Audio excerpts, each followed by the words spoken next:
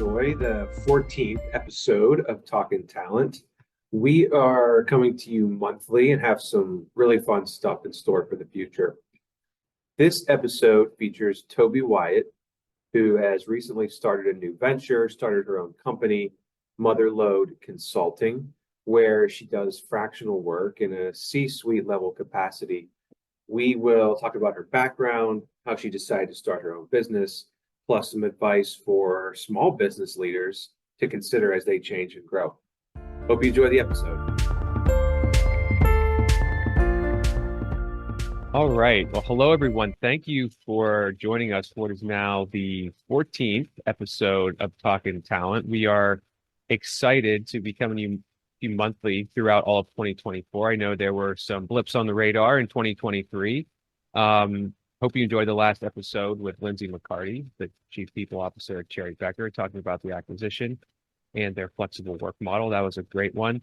Would love if you tell your friends and coworkers about it. You can subscribe on Spotify. You can get it on the Quarterly Resources website and also the Cherry Becker website. So please check that out. Would love some feedback.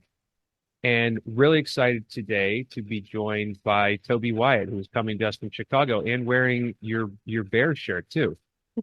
I seem to always be wearing Chicago gear. Exciting time for the Bears, considering they have the number one pick in the draft, and there's a lot of talk around. I know football is always they've had some very famous sports teams, but I think when it comes to Chicago, the first love for most people is the football team. Although Cubs Sox, depending on where you live, that's pretty important information to get to know about somebody. But the Bears are high up there. It's been a long road of disappointment for recent times. So we'd love just a great, decent season. That's great, because the 80s and 90s were great for the Bears and the Bulls, obviously. Mm-hmm. The Cubs, a little bit, I guess. And the Blackhawks were also really good in the 90s. But yeah, it's been some up and down recently. Yeah. So thank you for joining us. Really appreciate you doing this. And we'll get into your background a bit, but you can check out Tobey's LinkedIn profile as well. We will share that and we'll talk about her background. But after spending a number of years in different operational roles and some really interesting roles, that parlayed that into becoming the chief of staff for a team or group within Boeing. You started your own company in 2021. Motherlode Consulting. We'll get to that in a minute. But first, like most podcasts we do, I want to get into,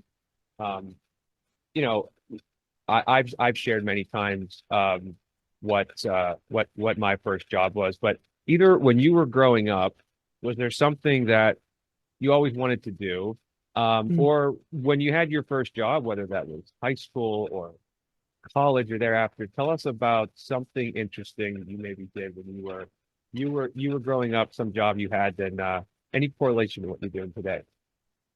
Yeah, so I think the most interesting story sort of correlates to the evolution of Motherlode Consulting. And so when I was pretty young, I would make greeting cards for all of my friends and family for special events, and I would spend lots of time making the perfect card for them. And I think somebody along the way said, you should brand these. These are so good. You should brand these like Hallmark and have sort of a stamp on the back. And so I ended up creating my own logo and my own company. I called it Tobster Enterprises, being Tobey Wyatt. Tobster Enterprises was sort of a nickname. And I had this little sort of cartoon cat that I would recreate on each of the cards. And so it was like a very specific branding. It was really funny.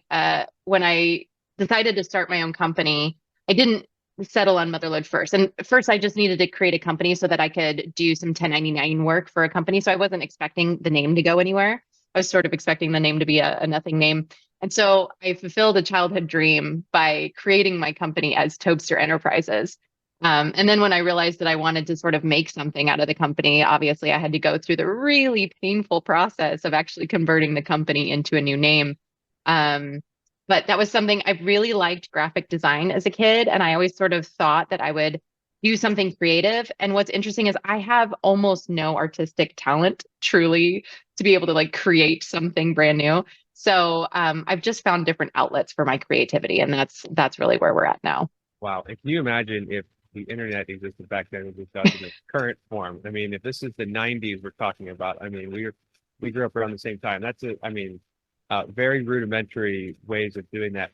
So were you doing but you were doing these by hand. I mean, you weren't using Yeah. any kind of tool, right? So this was all your own. That's interesting. Yeah. I mean, you had to be a little bit creative. I mean, one to come up with that idea, but also to, learn about the business side of figuring out how to actually, make money from doing that. That's really interesting. Yeah. I don't think I made much. Well, but I mean, I think you're one of the first people who joined us for these episodes. That's very entrepreneurial compared to, Mhm. a lot of people had different kinds of jobs. I worked at a grocery store. I mean, it was very, very manual and transactional. But Yeah.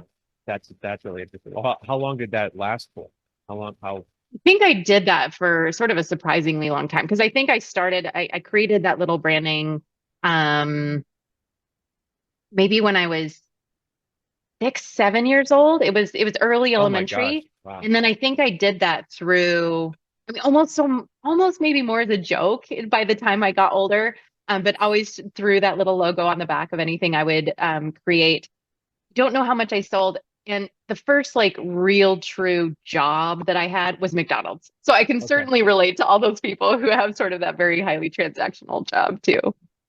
Yeah, I think we had a couple similar. We had with the Subway, Burger King, some very similarity. A lot of Yeah. retail, Yeah. and the service industry. So, well, thank you for sharing. That's an Yeah. interesting one.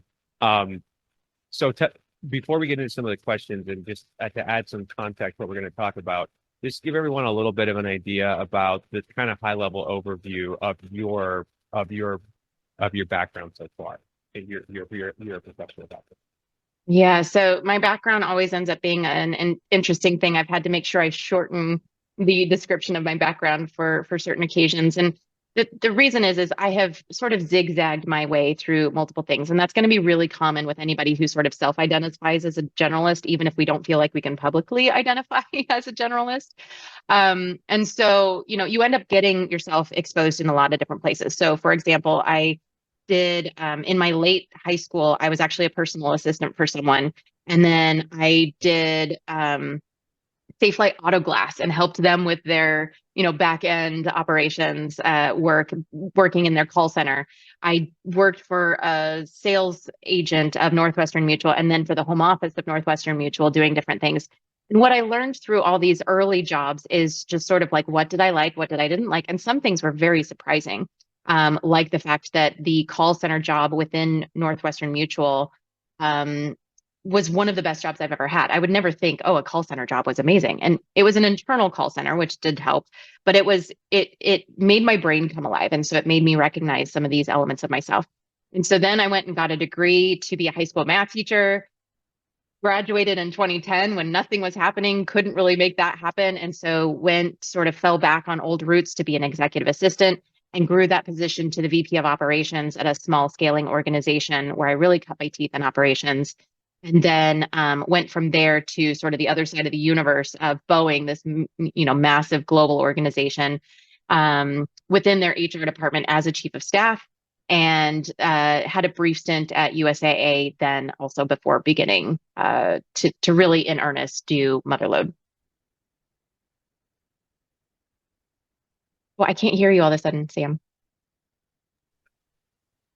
Going from thinking, getting your master's degree and being a math teacher, but then working at Boeing. That is a big jump. I mean, I know no one can plan out for where they're going to be, in once you're in school. But my parents were both teachers, and I always, there was a point there where I had a couple different jobs in a short period of time. And we're like, well, listen, I've just been, my dad's a math teacher. My mom taught history. Okay. And they always were wondering, well, how come you were in this job for 10 months and then moved on. Like, why'd you move again? And I said, because if teachers have a different path. You kind of, it's very linear. There's a couple things you can do. You can do administration and do different things. But, so I think that's, I grew up with two teachers. So my view on what it looked like outside of that world was very, very narrow. I didn't really understand it very much. And I thought I wanted to teach. Do you miss that a bit? Do you wish, is that something you potentially would love to do, in the future? So it's about itching the same scratch, if you will, scratching the same itch. It's about I really love, so one of the reasons I pursued the math degree is because of that call center job. Because at that call center job, what I was ultimately doing is training salespeople on the products and the competition and the software. And so doing a lot of this mentorship and coaching and guiding. And that's what I really love. And in some ways, I really love one-on-one tutoring far more than I love a classroom setting, because I love digging in and figuring out, why do you have this gap of knowledge? And so I definitely want to carry that forward. I think I do that for a lot of the CEOs I work with, of watching them go through the day-to-day tactical and execution work that they do, or through the strategy sessions that we have, and giving them feedback on, okay, this is how that actually played out. This is what I'm seeing from an external set of eyes. This might be something you want to consider. And so I'm giving that mentorship in a different way. And ultimately, my dream for my company, Motherlode, would be to grow big enough that I have a bench of operators that allows us to create an apprenticeship program to take people with the raw talent and raw desire to be a generalist in this business operations space, and get them from, high school education or basic education, no college degree required, to some of these really six-figure cushy operations jobs that exist out there, simply because what you need for this work is exposure. You don't need the degrees, you don't need the extras. And so being able to sort of pursue that same mentorship degree has allowed me to keep that passion alive. Well, that's really cool. I appreciate you sharing that. And I know that, when you and I talked a few weeks ago about doing this, we were discussing what pushed you and what may push others to leave let's say the corporate world, and jobs that are that are more narrow, and being able to what was the final push for you that made you decide to start Motherlode? So first, tell us about what Motherlode Consulting does. I know you're only a couple of years into this, and it's constantly evolving. What does Motherlode do? And then tell us, what was the final, when did you get to the point where you thought, what, I need to go out and I'm gonna do something on my own? Yeah. So as for what Motherlode does is I'm pulling back from the consulting term, because I think that gives the wrong impression for what I do. It is part of my name, it is part of the title, but I do go by Motherlode because it's more of an agency feel. And so if you've been in the advertising space, it might be more of that. And what I'm trying to build is what I've been calling ops in a box. And so it's business operations, which, if you think of business operations, what that typically means is the various cost centers of an organization. So that might be your HR, your IT, your marketing, your finance, all of the different areas that are about running the business versus what the business does. And so BizOps encompasses all of that to a degree. There are certainly specialists in each of those spaces that you need to call in when you have need. But a business operations generalist can make sure that all of that runs in integrated fashion. And a lot of us have a depth in some area, and my depth happens to be in HR. So I do a lot of work with implementing HR practices at small businesses, and I do a lot of disruption work. So I come in and I can recognize what's working, what's not working, and break down the things that need to be broken down, and then rebuild to a healthy process. And then hand off to a more junior operator that I continue to oversee. That way you're getting the benefit of somebody a little bit more affordable than myself doing the day in, day out execution and administration, but you are able to retain me for those high level needs, the strategy sessions, the roadblocks, the change of directions. And so you can pivot a lot faster than trying to train somebody who's less aware of the implications of certain decisions, which way it needs to happen. And so a lot of guesswork tends to happen in operations, and I'm trying to remove that. As far as, how did I get to Motherlode? It is interesting. I never saw myself as an entrepreneur, really. I always thought that I'm the person to support great ideas. I'm not the person with a great idea. So I guess finally, maybe I've decided that I have this good enough idea to do on my own. But the reason, a lot of it is security. I've been sort of seen myself as the main earner for my family for the last while, and really want to have ambitions to do big and great things. And I thought that it was just climbing the ladder, and that's how it was done. And what I realized is, especially working in the corporate spaces, I was continually told no. I was seeing problems that I couldn't address. And I had the bandwidth, I had the availability, I had what I thought was the applicable knowledge necessary to address it. And, it was the bureaucratic, oh, that belongs to that team, even though that team was completely underwater. Or, that's a little bit too aggressive for us, or maybe we can do that in a few years. And I just didn't have the patience or the, temperament for that. And being laid off twice in 2 years really shook me from the belief that salaried roles were these highly safe, secure roles that I could sort of count on. And so when I went back into the job search after the second layoff, I was getting interviews and I was realizing I'm going to like this job for a few months, and then I'm going to be frustrated, and then I'm not going to want to job search again. And so I'm just going to be sort of complacent. And I didn't really like that idea. And I had some great support around me in both a program that I was doing with fellow job seekers through On Deck, and with my family, to just say, oh, try this new thing. And so it was really exciting to pursue that. And I was lucky enough to land my first client really within a few weeks of going in that direction. And so that really opened the runway for me to continue to be able to pursue it the rest of the year.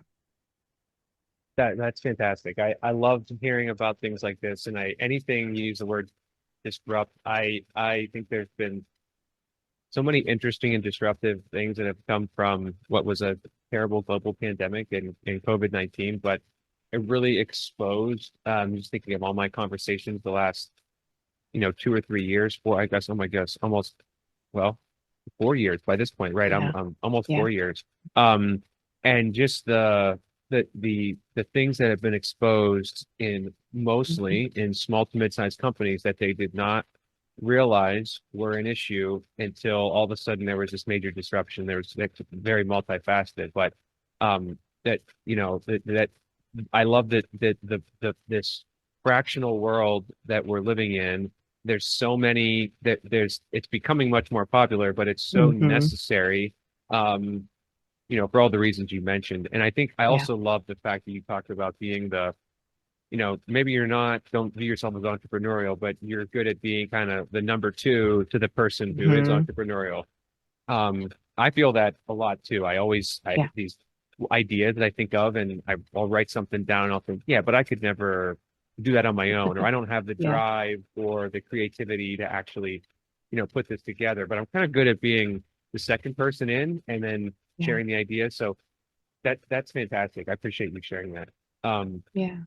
And are there any, in terms of over the last couple of years, and even drawing on years of experience before that, there are leaders that I've worked with, but I think could really benefit from hearing about what advice, and it could be really high level, what pieces of advice you have for leaders of companies that, for them to understand. How do they get to the point where they think this is the route we should go?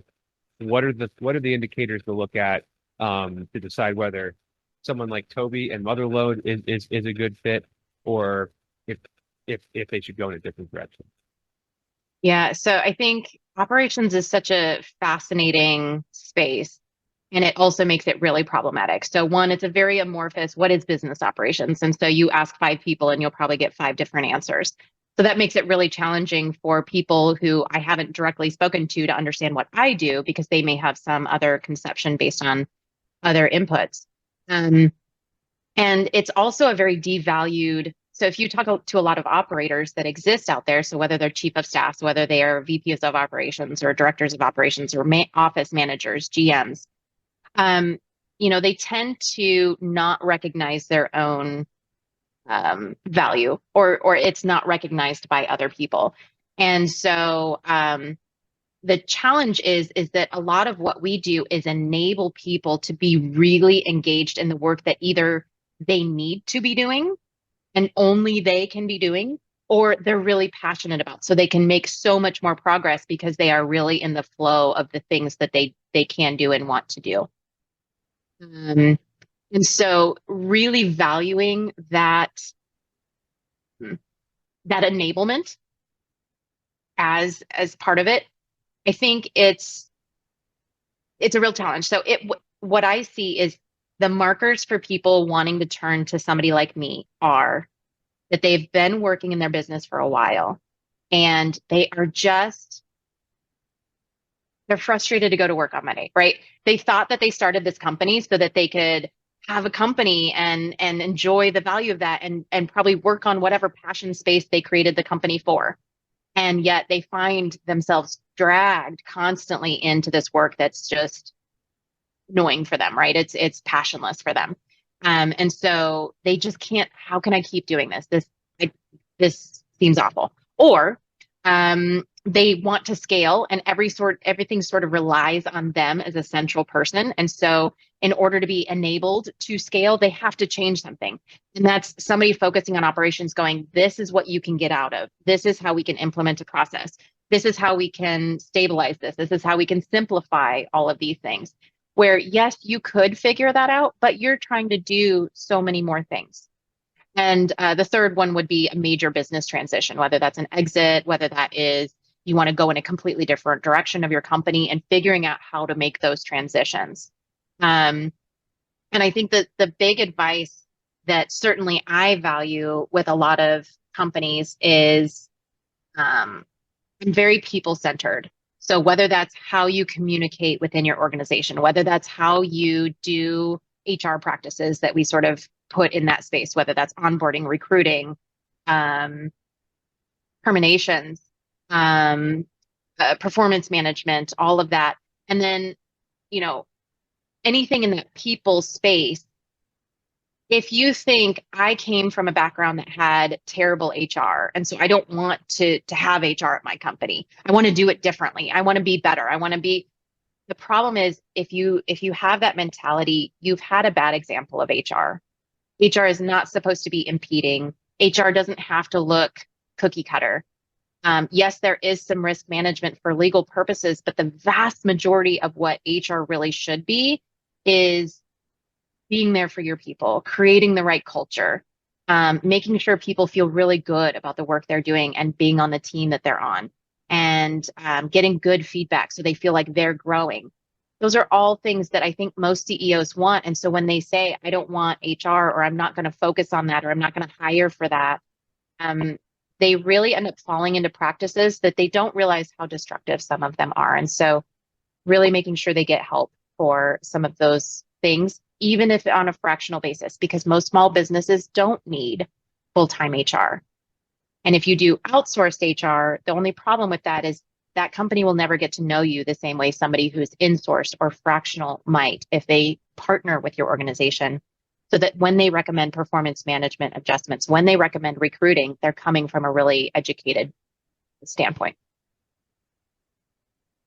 Yeah, I love so many things there. I was in my mind, it was trying to bullet point some of the things I wanted to follow up on. The one thing you mentioned I thought was, usually these, again, in my experience, these if you're entrepreneurial and you're in a small business, actually, let me ask you, when you say small business, what do you kind of consider small as opposed to when you don't feel like it's small anymore? Yeah, so I have a pretty narrow view of small business because I'm looking at organizations that are less than 25 people. That's my main metric. A little bit industry agnostic, as long as it's a B2B style business with some sort of office or remote office setting. And then in order to be able to justify the expense of finding somebody else, I'm realizing that that's probably at least 1.5 to 2 million of revenue. there really are some limitations before that to being able to bring on talent. And I'm trying to work on a solution that actually can reach that far down, because I do think that it's important to embed these as early as possible. So that 25% mark. Yeah. Got it. That makes sense. Well, and some of these leaders that can be, with being entrepreneurial, starting your own business, having an idea, implementing it, also comes with it sometimes some stubbornness around. Yes. I did this well. I started a business. It's been created this thing. It's been 2, 3, 4, 5 years. We've grown a little bit. And so then I can also think, well, I don't need to, it's sales, revenue, but you don't want the overhead. And people think of HR or anything operational that's not outselling or creating the product that you are, that it's overhead, and we don't need that yet. And then companies grow, you get to 25, and all of a sudden you're at 50 employees in different states. All these things start happening. Yes. And HR comes in, and the first thing that they end up doing is being reactive to all the stuff that's been going wrong for a while. So I work on a lot of roles like that, where someone will reach out, and then we dig into it, and the person, either they start the role or they come into it, and they realize there's all these issues that somebody should have tackled years ago, long ago. And some of the leaders of these companies are very vulnerable, and it might have taken them a while to get to that point. But those are the great people to work with, because although they might push back on some things, they realize that this is the right thing to do. And sometimes the right thing to do is not necessarily, I'm sure you've seen this too. I have clients who are 50 people, and they say, I want to bring in an HR leader, and I want to call them the chief people officer. You have 50 people, and you don't make enough money for that. It's nice to have on your website, and it looks cool, but one, you can't afford that. You don't need somebody that's that experienced. You need somebody who's hands-on. So I love having those conversations, and sometimes they'll agree and sometimes they won't. But it's if you come in for a while, if you have situations where you come in and then you might leave, or do they say, hey, what do you recommend? At what level, if I am going to bring on somebody full time, what level should that be? You help people with that kind of thing too? Yeah, so the idea is, if people were to graduate, so if I was to help someone scale, and so they were under that 25 and then they grew, we would find maybe it's not at 25 we roll off, but the idea is at some point you need an operational person that does reside within your organization, because you just need somebody that's a little bit more experienced. And I think what's really fascinating about how we think about hiring is we constantly get stuck in this very traditional mindset of hire full-time. We go and find a full-time hire. And there's so many reasons for that, and so much valid reasons for that. But that is where this new area of fractional is maybe you need a 10-hour a month chief people officer. And then you need a much higher number of hours person to do a lot of this execution. But you need that resource to be able to go to for trusted advice, for insider information, to go, okay, you know me, you know my organization, here's what we're dealing with, what do you recommend? And not somebody that's going, well, let me Google that because, I just figured HR out, or I'm just getting started in this field and I don't know the answer to that. And so I think it's really important that we right-size hires, because that is the place we're in. I think what we're going to see is the professional market and the gig economy start to merge in ways that we previously have not really conceived of. And I think it's going to be really great, because you can get the right level of access and the right level of talent for the right amount of time. And so it's going to be affordable and possible. Whereas previously, if you were having to choose between, I'm going to hire an HR generalist, an HRBP, or a, chief people officer, those are two very different decisions with, salary implications and all that. Yeah, and I think too, the changing from the term human resources, which is correct, but is a little antiquated in the sense that most of the things you're describing are, at the end of the not all of them, but a lot of the things where you're dealing with people. So I love the switch from the companies that have titles that are more indicative of what the person is doing. At the end of the day, if you're growing, you want to bring in the best people and retain the people that you have. all the proactive things you can do on the front end when it comes to culture and engaging people who are currently there and having the right benefits so they'll stay. And all these things are companies get caught in a reactive state Yeah. where they're continually cleaning up stuff that has been a problem and not able to look forward. I know nobody wants to do that, but it's really easy for it to get away from them. So, Yeah. and you kind of answered I was going to ask you about any specific HR advice for small companies, but you answered that. And just, the burnout that we see from Mm-hmm.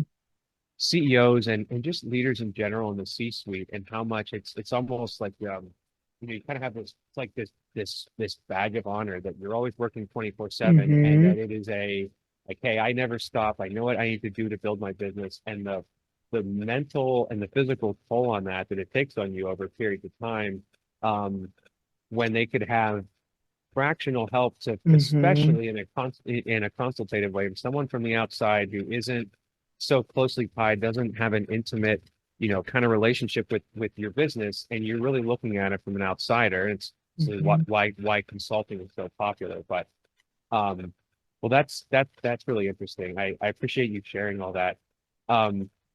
Anything else any other advice, anything else you'd want to share for the and just for some context, I would say that a lot of clients that I work with are probably in the like that 50 to, so they're a little bit bigger than 25, let's say like 50 to 200 range, and they're looking for people that newly created roles for a HR manager, HR director, sometimes a VP level person.